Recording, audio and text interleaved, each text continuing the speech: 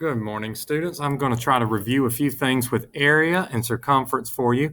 I have the formula for area of a circle and circumference of a circle both here. Most of my students have been able to know the formula for area of a circle is pi r squared, but sometimes they forget circumference. What I want you to notice is if I take that 2 from the square and hop it in front of the pi, that changes my formula from area to circumference. So if you can remember area is pi r squared, you can just drop the 2 in front and that'll give you the circumference of a circle.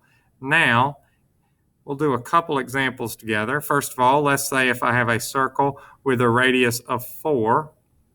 If I want the area of this circle, I would use the area formula, and area would be equal to pi r squared. So r is 4. So it's pi times 4 squared. Now, there's two different ways you can express this answer. One is as a decimal. The other one is in terms of pi.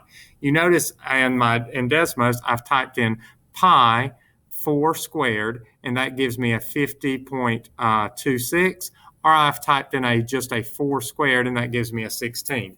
If I type the pi in my calculator, it gives me a rounded decimal like this 50.2. So what I can have there is if I wanted it to the nearest tenth, it would be 50.2, and that 6 would make it round up to be 50.3.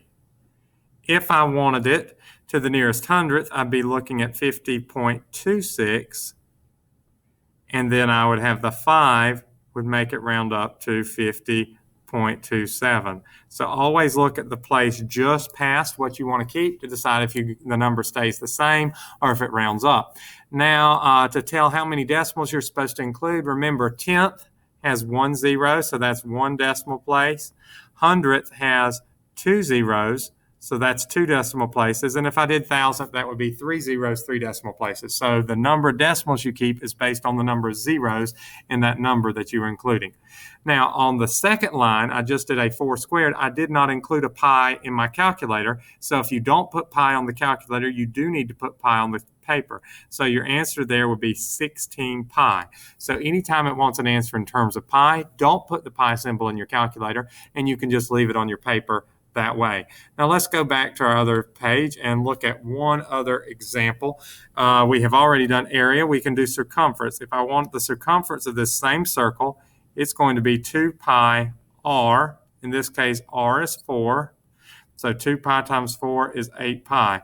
Once again, if I wanted my answer in terms of pi, I could just do 2 times 4 is 8. Stick the pi with it, and I have an 8 pi. If I did not want my answer in terms of pi, I could type in 2 pi times 4 in Desmos. I'll show you that one more time.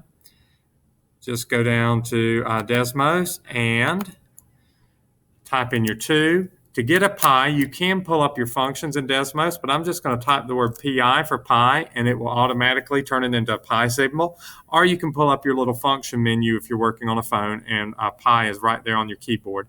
And then times 4, and then I can see that to the nearest tenth, that would be 25.1. Or to the nearest hundredth, 25.13, depending on how many decimal places you needed. Now, if you wanted to, instead of having the entire circle, if it just wanted a sector of the circle. So basically, instead of saying the whole thing, I'm going to say I only want this 60 degrees. If I'm just wanting the area of that part, that's the area of a sector. And by sector, it literally means like this shaded part of the circle right here, the part I've marked in blue. That part would be a sector. It's kind of like a piece of pie cut out of that circle.